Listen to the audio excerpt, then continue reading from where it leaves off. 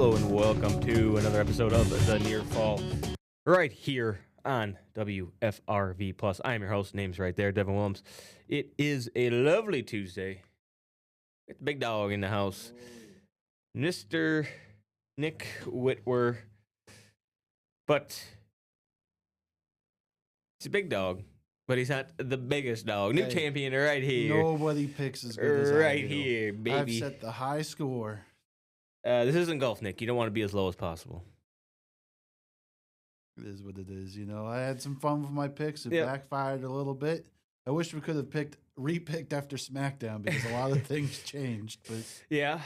Who would, if you went to pick Sami Zayn, because Logan Paul was officially like announced as a replacement? honestly, I probably what was left, I would have went Orton. Really? I wouldn't have gone Sami Zayn after SmackDown because Logan Paul. That I've assumed that would have been there. So that'll put you in That's who we're second taking place. out. I know. Champion. Only got one wrong, and it was the men's elimination chamber as Randy Orton won, and I had LA Knight. Ben picked first. Pick Stratton. I picked Stratton. I picked. Oh, first you for the picked women. first He for the picked women. First for the men. Who did he pick then for Pick last? Cody. Cody, yeah.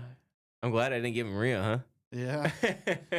Oh, that's kind of who I was between two, and I Again, this was before we recorded that. I Before did tell you that I was SmackDown. like they could have her win and she could drop the titles, and what do you know? That she kind of did the opposite. way. Yeah, I She was dropped gonna the say, if- titles, then won. And I was like, I "Are you feel kidding me?" confident that I would have easily picked Rhea the second she lost the titles on Friday. Well, I would have picked her first. Okay, but yeah. then I would have picked Stratton. Like I sort of been okay with Stratton, but yeah, I think it was pretty obvious that Rhea was going to win the women's. So that's what we'll do. We'll talk about a lot to talk about today for sure. Oh, Some fallout from Elimination Chamber, both on the woman and men's side. But let's start in order of the card. The card I was pretty close. Yeah. I had Punk and AJ Lee swapped. I Yeah. thought that they would have, Punk's going to come out as we'll touch on, but I thought they would have let the men's breathe a little bit after the Punk match. But Well, they kind of did because they did the box unveiling. I suppose, between- yeah, that's a good call. But starting with the women's, Rhea Ripley wins. Will face Jade Cargill at WrestleMania. In theory, that'll Seems happen. like the right choice. I mean, that's I- a marquee matchup. Her and Ye- Jade, I guess. I mean, well- I don't really like Jade per se. Apparently, nobody else in that locker room does either. But Yeah. So of the people in the card, it felt like there was really only two options, and that was Tiffany Stratton or Rhea Ripley. there was, when we kind of talked about when we made picks, there were definitely tiers to that chamber match where it was Stratton and Rhea, and then it was like, okay, Maybe well, Bliss. maybe Bliss or Raquel, Yeah. and then it definitely wasn't going to be Oscar or Kiana James. Yeah. So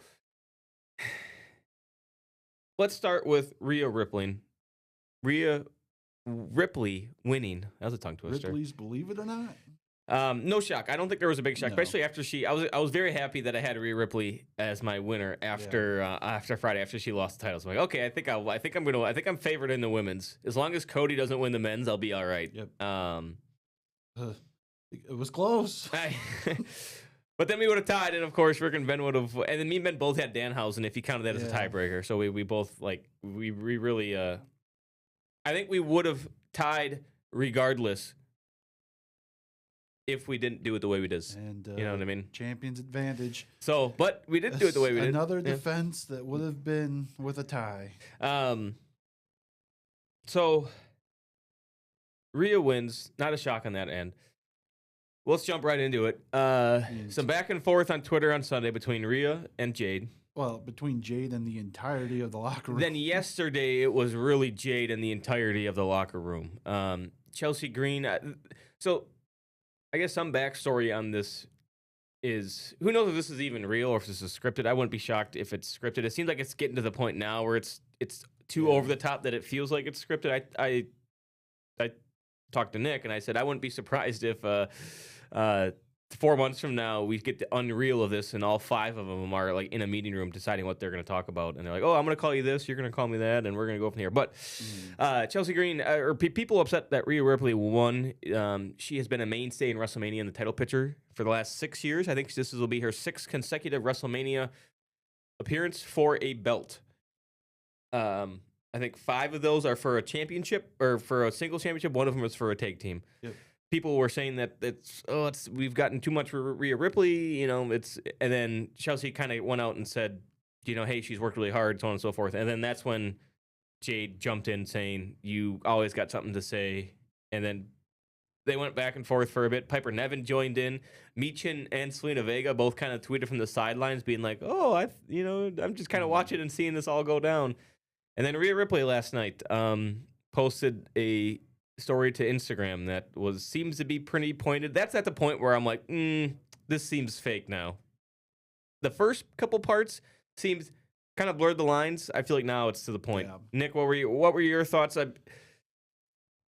No, I think I'm right there with you. It seemed, I kind of started out, okay, this is clearly a work. This is just how WWE's been doing things, especially like her and Naomi. This is how the two of them went back and forth with each other. And then Rhea put out that one tweet of "Don't break the fourth wall and lie to defame the human character," and I was like, in response to Chelsea, essentially saying, "Hey, Chelsea's a nice person." Well, that's where I was like, okay, maybe this was a little legit, and then it became so over the top again. It's like, all right, this is a work again. Yeah.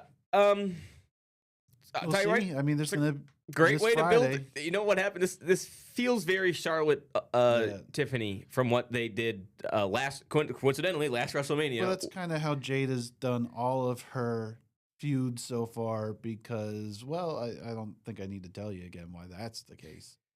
Piper Niven straight out said that you'll embarrass yourself just by giving ring time, which is a direct shot at her working ability. Which that's where I was like, okay, that's more real than scripted. Well, it's real because it's true. Yeah, I know. It was probably still scripted. Yeah, and Piper hasn't been on TV, so it's not like she's. And then people started sharing the clips of Jade and Piper wrestling, and some of the incidents happened there. So, do you right now on March 3rd, a month and a half, almost 2 months, closer to a month and 3/4 away from WrestleMania? Do you think this is real?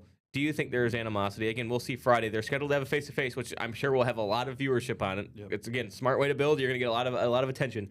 Do you think there is actual animosity? Now, again, when I say animosity, I'm more along the lines of, listen, they understand that this is a profession, and they don't necessarily hate that person, but they don't really want to work with them. Is it to that level? Oh, I think there's definitely a case for them to not want to work with Jade. Yeah. I mean, what we've seen so far, and even some of the stuff in AEW, is she's just not good in the ring. And it becomes a real discussion after that, where it's not just that she doesn't look good in the ring. How safe is she in the ring then now, too? If you expect her to carry a match with you, you want to work with someone who might not be very good, and maybe that leads to not being able to trust them in the ring.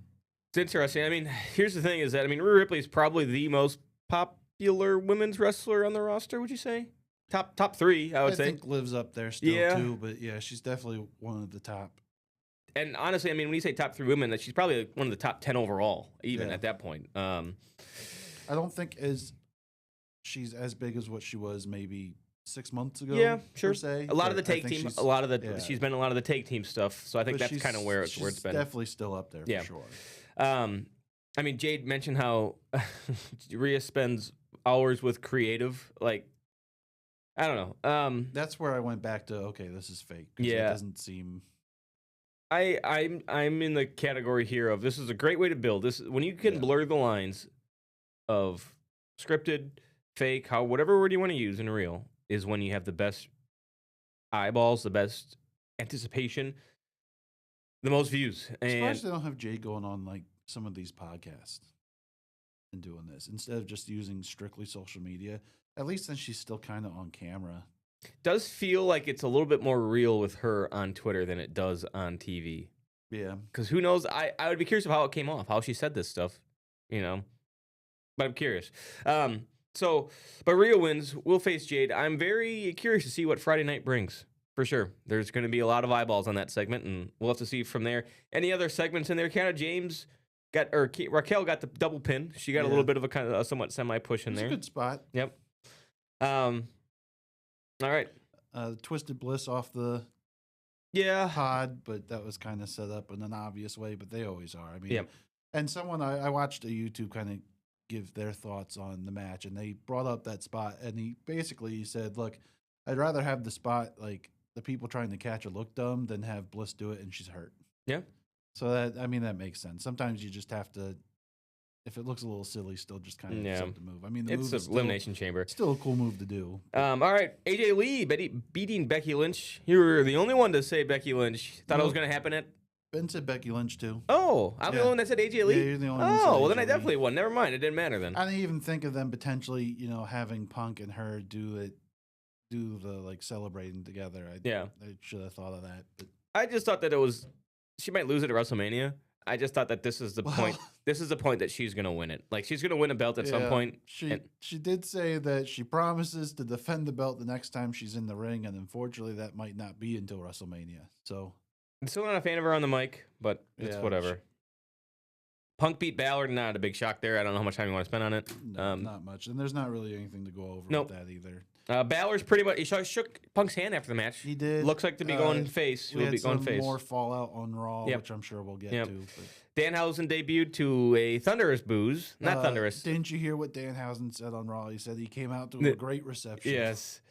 Well, I loved it. I think the people that got mad about it just typed themselves up so much that it was Jericho without paying attention that Jericho's contract got frozen during his injury. So I also just don't think people know who Danhausen is, to a point. That too. I don't know. I figured it was going to be Danhausen, and I enjoyed it. Yeah, I like the stuff on Raw a little bit more when he talked to Pierce. Yeah. I just don't understand why. Now it makes a little bit more sense. You said they gave him a break between Punk and the men's chamber, but just I don't know if that necessarily needed to be an elimination chamber. PLE that could have. It was fine. It was fine at best. I would say the better stuff was on Raw. I would agree. And I'm sure we'll see more of that. The best part about Danhausen is his speaking and his goofy shenanigans. He didn't do either of those on the Elimination Chamber. He just came out and had two puffs. It was a little goofy. He gave Michael the teeth But that wasn't on TV though. That was after TV. What was that? Wasn't that when he was off TV? Wasn't that during they took a commercial? No, it was on TV. Oh. He came out. He went by the ring. He handed it to Michael, and then he went back into the ring and did his little thing. Yeah, I mean, I don't know. That's just kind of where it's like that's a little bit better on Raw when he has a little bit more time, a little bit more exposure. And then the men's quickly. Seth Rollins is back. Yeah. But Randy Orton's your winner. Yeah, I don't mind it. I know you hate it, but I have a very. I mean, it's gonna be a multi-man match at WrestleMania. Yeah. Well, again, they're setting up that somehow, some way, Cody's been given a championship match despite what was in the contract that he's not allowed to do that. But obviously, Fatu's getting involved. Orton probably gets involved. And it just becomes a four-way at Mania. Yep. Here's a big thing that I don't like. The Elimination Chamber is designed to keep people out. Yep. And it just feels like repeatedly people are getting in and in and in. The last 2 years, the last 3 years. Yeah. That's last year it happened twice because Jade just came out. Like that was before the match, but even still. Yeah, I know. That's where I get. Now, I don't hate the way they did it this time, where they've been using the masked man as kind of like a decoy. That to me is a little better than just someone showing up like Logan Paul did the year before that to Seth.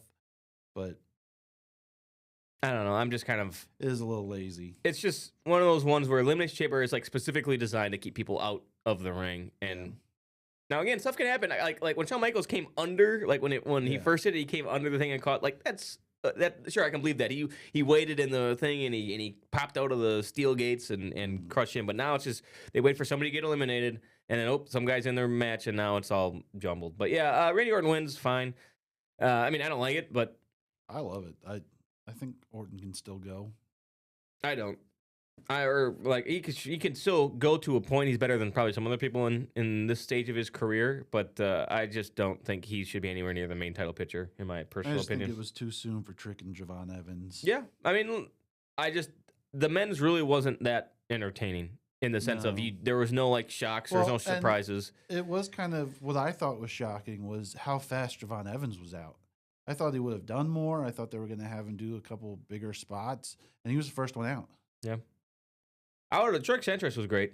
That was cool. Yeah. So, all right, we'll take a quick break. When we come back, we will go into Raw as we just get done with Elimination Chamber. So stay with us. We'll be right back after these breaks.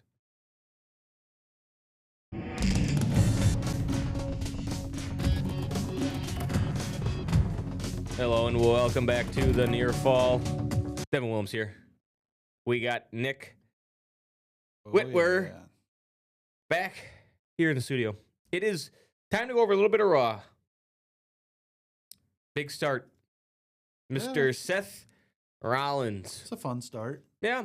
Again, I like the whole using the masked man as distractions, and you come out and you reveal yourself. Now, Seth with a chair is always an iconic moment. He took out Paul Heyman, the same building he took out the Shield, which they couldn't stop mentioning over and over again. Even Punk later. Yeah. Couple things. One, it kind of stinks that Bronson and Breakker are injured. Both of Theory and Paul weren't even in the division when Seth was out, right? So, like, it's kind of... Again, it's to this point, to me, it feels like karma. You fake the injury and then actual injury happens. Not that that's a good thing. We've talked about that before on the show. I'm ready for advancement, right? They've done the Max Man. Not really sure what you do to advance that storyline at this point with them hurt. Advancement can mean closure. Well, and I think I would like to see, and I've kind of talked about it, I would like to see Seth maybe take them in a 1-on-2 handicap match. We haven't really seen something like that in a little while. At WrestleMania or like on Raw? If they want to build it to WrestleMania, I'm sure they could. I think Seth could do something a little more at Mania. Yes. But I wouldn't mind it either way. I have a feeling we're going towards a multi-man match just due to injuries. The Vision, maybe with, the Vision, and then you're gonna have like, I wouldn't be surprised if it's like Logan Paul and Austin Theory versus Jimmy and Jay. LA Knight might be involved. You might have Seth be involved. Heyman picks a guy or two, and that would be a waste of Brock at WrestleMania, I think. Well, I'm not saying. I know. I'm saying they could do like a 6 or 8 man tag match on a Raw one night.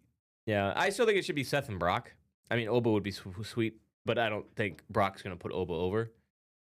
I would love to see a Brock say, "All right, you're gonna attack my like." That's what the motivation starts from, and then you could also say Brock angry at Seth for cashing in at the Money in the Bank 15 years ago. You know what I mean? Like, I don't know if I want to bring up 15 years ago or whatever. Yeah, I know, but it's just like that's the route that. Because what else is he gonna do? Is he gonna face Austin Theory or Logan Paul at WrestleMania? Yeah. I know who I'm picking to win. It does seem like following the events of Raw later in the show that there's going to be a tag team championship match coming up soon between the Usos and Logan Paul and Austin Theory. Who's the champions? The Usos. Oh, I didn't even realize they were tag team champions. Yeah. Okay. Which, that could be as soon as next Monday the way they set it up, so. Yeah, it just feels like there's, like, what's LA Knight doing at WrestleMania? Well, I'd like to know what LA Knight has done with Paul Heyman. I'd like to get an answer to that or see if we can get a payoff of that. So Rollins did attack Heyman. Heyman was taken off in the stretcher/ambulance. LA Knight was driving said ambulance, and LA Knight drove it who knows where. Yeah, I really hope we get at least like a little payoff from that, or was it just he drove away with it and nothing happens? Why is he angry with Paul Heyman? It's because it's just he hates division too. He's all after, even because it started with Seth. Yeah, I was gonna say, why is he angry at Seth? But it's division as a whole he's upset with because they've screwed him over a number of times. And if they do some multi-man match, there'll need to be some back bending to see why. I could see him and Seth could partner. It could be the Usos, Seth, and LA Knight as part of that 8-man tag. I could see LA Knight being a little hesitant to work with Seth. A little? A little. Yeah. I could see him do a promo on Monday night where they're building to this 8-man tag match or 10-team tag, depending on how many people they want to throw in this. And he literally calls out Seth for going, look, I don't even know if I can trust you. I don't know. You'll probably just fake an injury again so you don't have to fight. Yeah, I will. And then not give them that's just kind of the point where I think, like, but they'll need to explain it if they're going to do it, which is. They're both good enough on the mic. I'm sure they can make it work. Yeah. Gunther beat Dragon Lee, removed his mask. Yeah. That was shown on TV. I know there were some people that weren't very happy with that.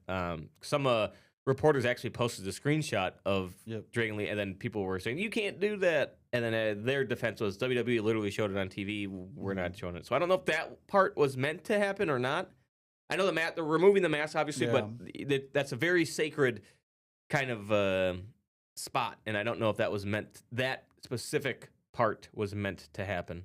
At least not to be seen fully on TV like that. Yeah. Not an accidental camera spot, I would think. But WWE doesn't show you things by accident, so yeah. All right. AJ Lee again. Like you touched on, promised to defend her title. Rusev and Big Oba. I mean, the El Grande Americano beat one of the other ones. I'm moving on. The original, yeah, beat Rhea. But Rusev called out Oba. Oba came out. And Rusev got some offense in. He did. They kind of had a bit of a stalemate to start, and then Oba took over. No thanks. Give me the Oba wins in 2 seconds. But yeah, every time I see Rusev's name, I hear that quote saying, "I joined WWE to be in more matches," and I can't remember the last time he's been in a match. Maybe Aleister Black, was that? Did they do a feud? I don't remember. Okay, yeah. So Oba Rusev, I'm sure, is coming next Monday. Would be my guess. I would assume so. And then via DQ, the Vision Usos. Yeah, Logan Paul attacked Jimmy during the match. Jay came out with the crutches and hit him and beat him up good. Yeah. That's why I said, next Monday, don't be surprised if there's a tag team title match. Penta beat Dom via Danhausen's curse. Yeah. Danhausen's list of demands and all that fun stuff. That match accomplished a lot. More cracks than the Judgment Day. Yep. Good. The Penta signature win. Yep. Penta's first, I would say, legit win in a year and a half, which is great to have. His first title run. And then give some credibility to Danhausen to a point. Not credibility, more of just he's a thing. At least the curse gives some credibility to that. Which is what I think what the goal is. So I did a lot there. So, all right. One more break. When we come back, we have the Runkin promos. Roman and Punk promo spot. Good golly, Miss Molly. All right. So we'll be right back here, right here on WFRV Plus. We're breaking down the main event at Raw right after these breaks.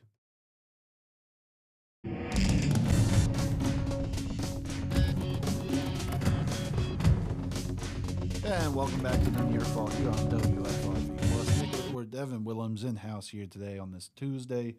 Let's get into this Monday Night Raw main event. I'm not the biggest fan of promos ending the show, but this is one of those promos that are just must see. Yeah, I thought it was solid. Felt like Roman didn't get too much in. It was mainly a Punk promo per se. Absolute diabolical line to end the show. Yeah, I certainly is is the talking point of the Twitter. I mean, they moved on from Jade pretty quick. I liked most of the spots. I thought Roman was the one who got beat per se. If you want to pick winners or losers in this promo, Punk got a lot in, which I thought was fine. I still like their first one. I liked their one last week or 2 weeks ago a little bit better when there was a little bit more back and forth. I think this one had a better ending though than that one. I didn't dig the whole I'm not coming after you because I'm coming after you because I hate you. This one had a little bit better of an ending. Yeah, I want to see what they do with it. Because here's the thing: when you make fun of Roman's in 3 weeks, when Punk said that he'll bury him next to, he essentially called out Roman's dead father. But that father is also the uncle to half the roster. Yep. And I mean, I don't know everybody else's relationship with their uncles, but I love my uncles. So if somebody did that, I would be out there. I think Punk's gonna. They've gotten away from the bloodline story for the most part, but we might see a little bit of a response, maybe from at least the Usos. Yeah, I mean, I think the Usos for sure have to do something. The Rock. The Rock is the other one that I think is interesting. About that Samoan family. And that's where I think I want to see what they do. If not a single person comes out, or maybe Jay makes one reference or gives Punk the side eye, that's not good enough for me, sorry. I want a little bit more. I think Punk should double down on Raw. Do a solo promo on Raw, double down on the family stuff and the dead father. And The Rock comes out and just smacks him up the side of the head. Look, you don't have to build a lot of stuff with him and The Rock, but just have The Rock come out and acknowledge that this has happened. I would say good luck. I don't know if The Rock will do it, but I know, but they've got some history together too. Him and I The know Rock, they do. That's so where I get a little like, this is where I want to see it go. I don't want it just to be like, if you can bring The Rock in for a good 2 weeks while Roman does whatever it is Roman does while he's not at WWE on TV, just as an extension of the story, Yeah. I'm down for it. Yeah, very curious of how they go. I think it was a great stepping stone. I think there's a lot of meat on this bone, and I hope they don't let it just sit there. I hope they actually take some bites out of it. So that's why I really think like Jay and Jimmy for sure need to do something. One of the like Jacob Fatu should do something. Solo would be interesting as well. Again, I mean they've said that this is like one of the. If you can find an excuse for Punk to show up on SmackDown and have Fatu attack him, I mean, they've highlighted. I mean, I know they all may not like Roman per se as the one tribal chief or the leader or the head of the table, but they've all the consistent messaging from day like 6 years ago has been they're all a family. You don't mess with that family. So no one messes with our family except our family. Yeah, which is, I think that would be a cool little segment, but I don't know like. Yeah, I just don't think Punk has enough friends to battle. Exactly. Like to make MFTs. all of the people that hate the bloodline are heels, almost. Like the Vision. That's just the way it's gone, yeah. So unless maybe Punk and the Wyatt Six. No thanks. But yeah, that was it. And then SmackDown, quickly. McIntyre and Cody Rhodes for a title. Do we see a title change? No, but we think that there's a DQ, some fishy stuff. Fatu's coming out and Orton's coming out, and someone's getting hit with an RKO. And then my bet is Fatu attacks Cody. Drew's a little distracted by the two of them, and the show ends with Orton RKOing Drew. What if it's Cody versus Orton for WrestleMania? Nick Aldis versus Drew McIntyre WrestleMania? Because McIntyre caused or Aldis I'd have caused to look up some film of Nick Aldis, but I don't like the idea of GMs fighting. I get that he has a wrestling career. Adam Pearce kind of had one too. Yeah, but I'm not. I'm more down with that 4-way match than I am with the two singles. Those are some of the ones circling their media is that McIntyre's angry at Aldis because he has repeatedly costed him the title shots and whatnot, or been against him. Aldis also talking SmackDown very vague on what the match will be for the new WWE Tag Team #1 contenders. Okay. I don't know what that means. I'm thinking probably a 4-way tag match. Sure. We'll see. But until then, on Thursday, we will have recaps of both NXT and AEW Dynamite and previewing SmackDown. Maybe there'll be more Ray and Jade drama. So thank you for watching right here at WFRV Plus. This is the Near Fall. Till next time, keep your shoulders off the mat. Thank you for watching.